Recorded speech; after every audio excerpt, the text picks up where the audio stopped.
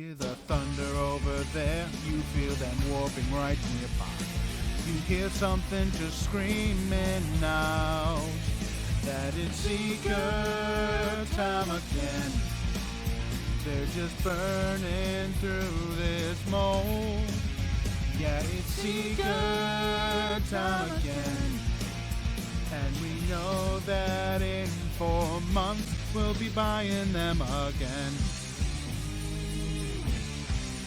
Hey everybody, it is time for a very special video that has been about 4 years in the making.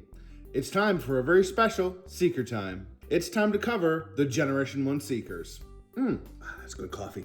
Now some of you may remember that I did a Generation 1 video on Starscream himself, which the video's terrible, so that's why I'm redoing this one. But he started the whole Generation 1 Seeker thing. I've always wanted a Generation 1 Seeker collection. I've wanted all 6 of them, but I've never found a great way to get them because they're so old. However, this guy started the Movie Repaint edition, and I now have all 3 of them. And I just really like the way that they look in their cartoon colors. So this is Starscream, here's Thundercracker, and here is Skywarp. So I got these guys a little bit out of order. First I got Starscream, then I got Skywarp, and then I got Thundercracker. In my head, it usually runs Starscream, Thundercracker, Skywarp, but I'm a huge Skywarp fan, so he had to be the second one I bought. And I mean, just look at him. Look at how he looks. It looks so good in this movie paint scheme. See, look, damn it, look! While not the be-all, end-all of Transformers toys, I do prefer how they looked in the cartoon over how they looked in the original toys, so I had to go for the movie repaints. We'll stay with Skywarp here and talk about some articulation. Are you insane? The Seekers, being an original mold, only have arms. They only go up. Well, they will go the full way around, but it gets blocked by the wings. And that is it for articulation. Why even bring it up? We'll talk accessories here with Thundercracker. You do see he comes with these giant guns. These are the null rays, I believe, on Starscream. Yeah. I believe they're called null rays on Starscream. I'm not sure what else they would be. These versions are on a hair trigger. They did fire, but I've since glued each and every one of their missiles in place. So unfortunately, I can't show you the firing gimmick, but they do also spare safety missiles that you can stick in. Another reason that I got the movie repaints is they would be complete. They would have all of their accessories, including this removable landing gear, which my camera refuses to focus on, that is most of the time missing on a lot of the Seekers you find on eBay and things like that. And if it's not, it's usually a lot more expensive. So this is Thundercrackers, I believe. Skywarp and Starscreams are hopefully back home in a bin somewhere, but these get lost incredibly easily. The last accessory that they all come with is a little Generation 1 Megatron gun. You can take him apart and stick him into their hand. So you can squish him in the hand like this, and they appear to be firing Generation 1 Megatron. That usually only works on Starscream, but mine never worked. It just doesn't fit. I don't know, and I don't want to force it. I don't want to break something.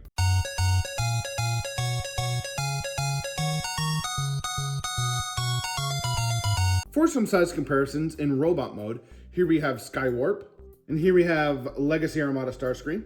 Here we have Cybertron Starscream from Legacy or Kingdom, I can't remember which one. And finally, Legacy Armada Optimus Prime. I know those size comparisons weren't great, but it's all I have. This right here is why you buy the Generation 1 Seekers. Woo! They look so awesome in this mode. I love the F-14 mode for these guys.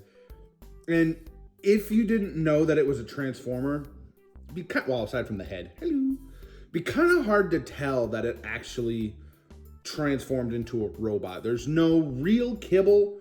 I mean, if you're looking for it, there's feet, but that could just be a different part of the molding. Overall, I really like the Generation 1 Seekers. I will say this will probably be the last time I transform the 3 of these guys, just because I'm worried about paint scratching off, because these metal parts are not dyed metal. They're just painted metal. And with Starscream's metal bits being in this really nice red, it really makes it obvious if a piece is scratched. I love the way all of these look. I really prefer their cartoon look to the way that their original toys looked. And I cannot be more happy with the movie accurate line of G1 repaints. I'm absolutely here for it. Lastly, we have my boy Skywarp, who just gleams in this black and purple color. Again, you do have the metal pieces that are painted, same as on Thundercracker and Starscream, but a different color. For size comparisons in jet mode, here we have Skywarp, and here we have Legacy Starscream from Armada. Here you have Legacy Cybertron Starscream, and Legacy Leader Class Optimus Prime from Armada. Overall, I love the Generation 1 Seekers. Now, we do have some problems with these toys. Like I said, overall, they're great and they're fantastic and I love them. Please, can we have some more, like the Coneheads? But the problem with these reissues is I'm not sure if it's my copies, but Thundercracker's wing here is very, very loose. And I'm sure I could tighten that up with some floor polish or whatnot. This tail fin keeps popping out. It's like the joint is either too big or too small. Again, I could fix that with some floor polish or super glue, just make the peg a little bit bigger. I've already mentioned the bit about the paint.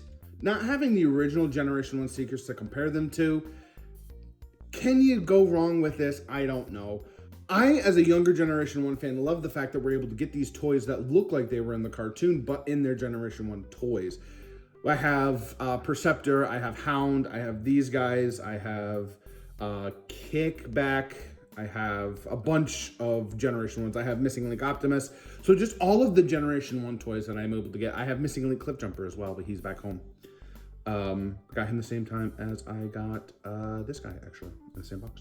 Having the ability to get these toys at a slightly raised price, because these are about $35 and the regular deluxes are $24, so that makes a little bit more sense when they have metal bits and stuff like that. I'm willing to pay that for Generation 1 toys, but I know some people aren't, and I get that. And I get the whole argument that, like, oh, you're cheapening the original Generation 1 by getting the repaints. It's just Hasbro getting money. Well, yeah. I mean, they're giving us great quality toys painted perfectly as they appeared in the Generation 1 toy. Of course we're going to buy them. Now, there are some people who buy the originals and buy these ones and buy every single thing that comes out. I'm not one of those. I just pick the one that I like the best. For example, my Bombshell is purple and not gray like he is in the show. I just like the Insecticons being all purple and yellow. One super fellow. I am that hero. If you can find them, I highly recommend the repainted movie line. Now, I had to kind of scour the globe to get my Seekers. My Starscream is from a Walmart in Florida. My Skywarp is from Amazon, I think. And this Thundercracker was from Big Bad Toy Store. So, because they didn't have Skywarp. I don't know. So anyway, I say pick them up if you don't already have the originals. Or if you just prefer these colors like me and you don't have the original toys like me. They're a great option for people who don't want to spend $80 to get the originals when you can just get these for $30. Overall, he's going to be in robot mode on my Generation 1 display, and I cannot wait to get him home and reunite him with my Generation 1 toys.